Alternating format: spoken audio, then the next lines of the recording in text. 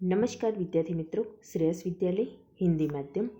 आज मैं 8वीं कक्षा में गणित में प्रकरण नंबर 13 सीधा और प्रतिलोम समानुपात उसमें प्रश्नावली 13.1 पढ़ाऊंगी। प्रश्न नंबर 1, एक रेलवे स्टेशन के निकट कार पार्किंग शुल्क इस प्रकार है। 4 घंटों तक ₹60, 8 घंटों तक ₹100, 12 घंटों तक ₹140, 24 घंटों तक ₹180। जांच कीजिए कि क्या कार पार्किंग शुल्क पार्किंग समय के प्रत्यक्ष अनुपात में है। तो 1 घंटे का पार्किंग शुल्क तो C1 बराबर 60/4, तो कितना होगा ₹15, क्योंकि यहाँ ₹60 है और 4 घंटे, तो C1 कितना मिलेगा ₹15। C2 है ₹100 बटे में 8 घंटा, तो C2 बराबर 100 बटे 8, तो कितना होगा ₹12.50। C3 में है ₹140 बटे में 12 घंटे है, तो 140 बटे में 12, तो मिलता है ₹11.67। और C4 है ₹180 बटे में 24, तो कितना मिलता है ₹7.50। यहाँ 1 घंटे का पार्किंग शुल्क समान नहीं है, अर्थात C1 not equal to C2 not equal to C3 not equal to C4, क्योंकि ये C1, C2, C3, C4 equal नहीं है। अतः कार पार्किंग शुल्क पार्किंग समय के प्रत्यक्ष अनुपात नहीं है। प्रश्न नंबर 2, एक पेन के मूल मिश्रण के 8 भागों में लाल रंग के पदार्थ का एक भाग मिलाकर मिश्रण तैयार किया जाता है। निम्नलिखित सरणी में मूल मिश्रण के वे भाग ज्ञात कीजिए जिन्हें मिलाए जाने की आवश्यकता है।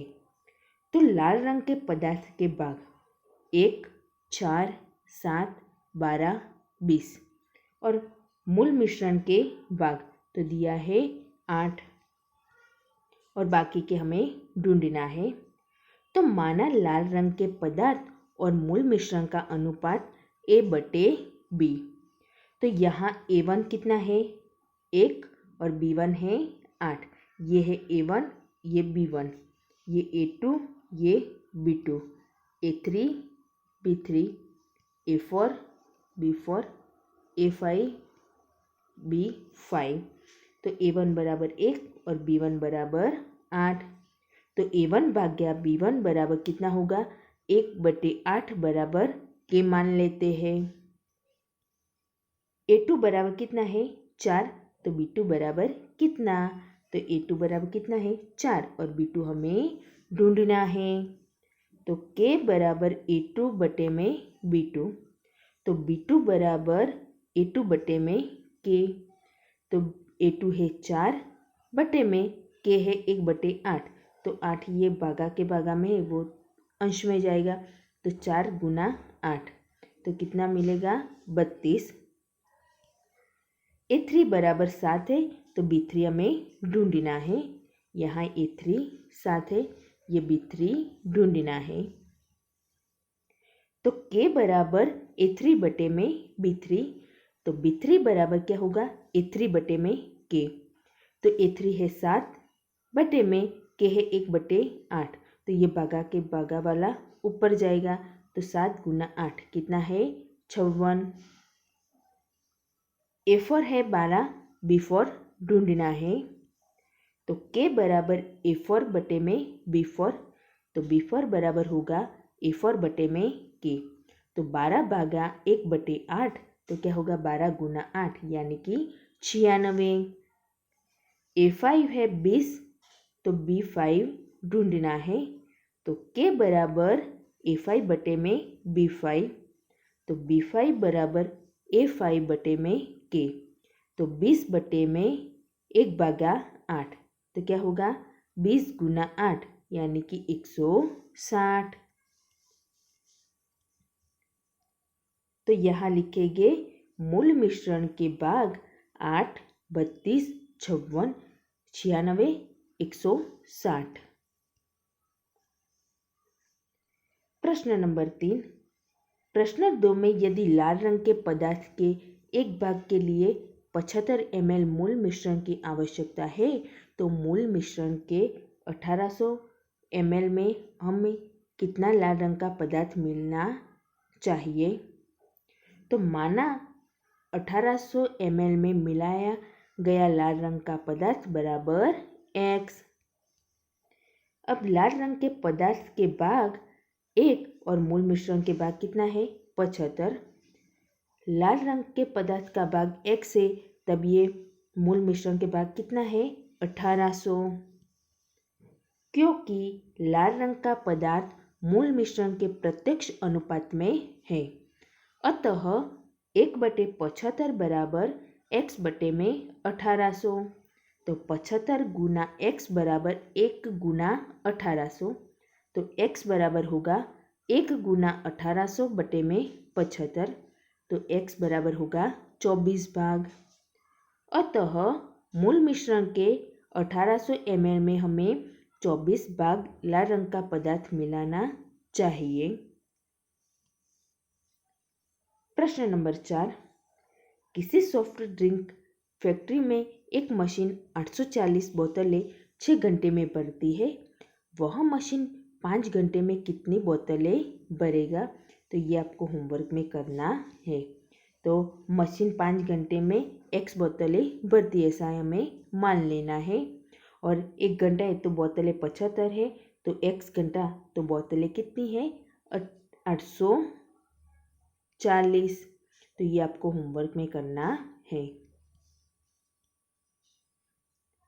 प्रश्न नंबर 5। एक बैक्टीरिया या जीवाणु के फोटोग्राफ को 50,000 गुना आवर्धित करने पर उसकी लंबाई 5 सेंटीमीटर हो जाती है, जैसा कि संलग्न चित्र में दिखाया गया है। इस बैक्टीरिया की वास्तविक लंबाई क्या है? यदि फोटोग्राफ को केवल 20,000 गुना आवर्धित किया जाए तो उसकी आवर्धित लंबाई क्या होगी? तो माना बैक्टीरिया की आवर्धित लंबाई x। बैक्टीरिया की वास्तविक लंबाई है 5/50,000 बराबर मिलता है 1/10,000 सेंटीमीटर, यानी कि 10⁻⁴ सेंटीमीटर। अब लंबाई है 5 तो आवर्धन है 50,000, तो लंबाई x बराबर आवर्धन कितना होगा 20,000। क्योंकि लंबाई आवर्धन के प्रत्यक्ष अनुपात में है। 5/50,000 बराबर x/20,000। तो x गुना 50,000 बराबर 5 गुना 20,000। तो x बराबर मिलेगा 5 गुना 20,000 बटे में 50,000। तो x बराबर मिलता है 2 सेंटीमीटर। अतः बैक्टीरिया की आवर्धित लंबाई 2 सेंटीमीटर है। प्रश्न नंबर 6।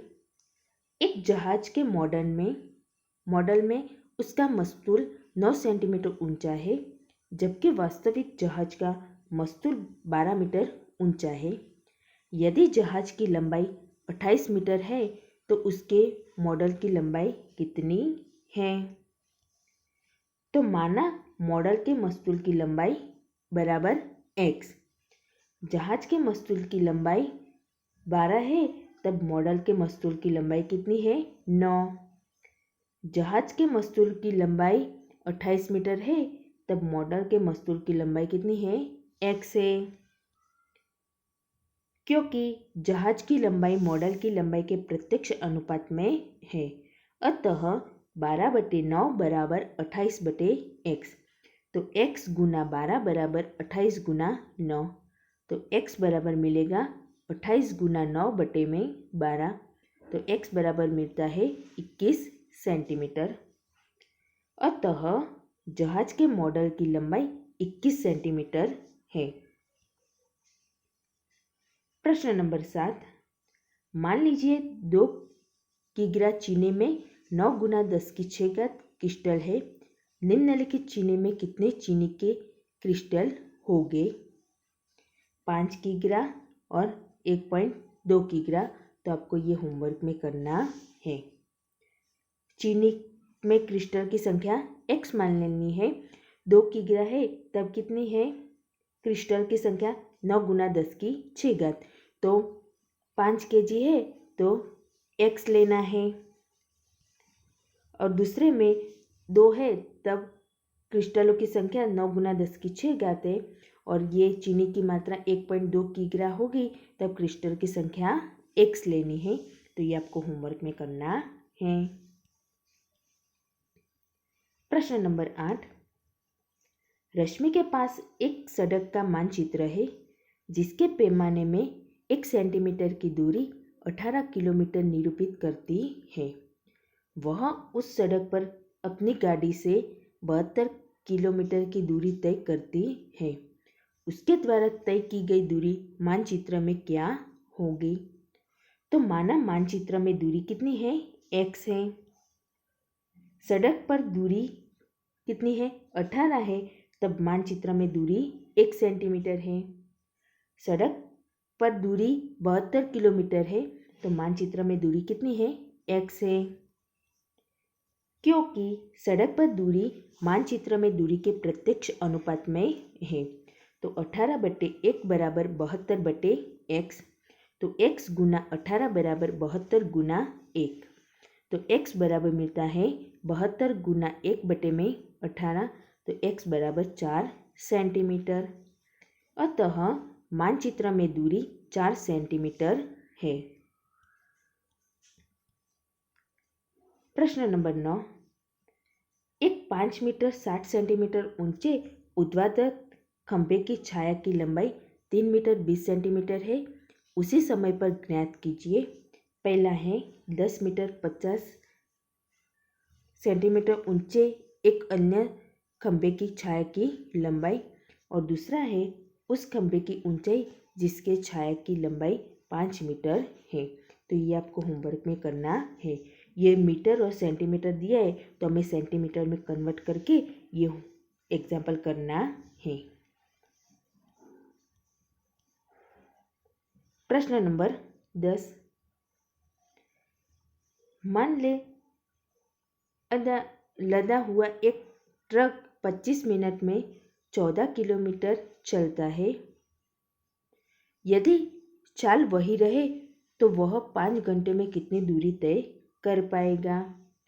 तो माना 5 घंटे में तय दूरी x किलोमीटर, तो 1 घंटा बराबर 60 मिनट होती है।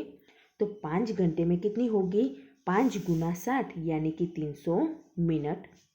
तो दूरी किलोमीटर में है 14 किलोमीटर, तो उसके लिए समय 25 मिनट। दूरी है x, तब समय कितना है? 300 मिनट, क्योंकि दूरी समय के प्रत्यक्ष अनुपात में है। 14/25 बराबर x/300। तो x गुना 25 बराबर 14 गुना 300। तो x बराबर मिलता है 14 गुना 300/25। तो x बराबर मिलता है 168 किलोमीटर। अतः वह 5 घंटे में 168 किलोमीटर तय कर पाएगा। तो विद्यार्थी मित्रों, आपको ये प्रश्नावली 13.1 गणित की नोटबुक में लिखनी है।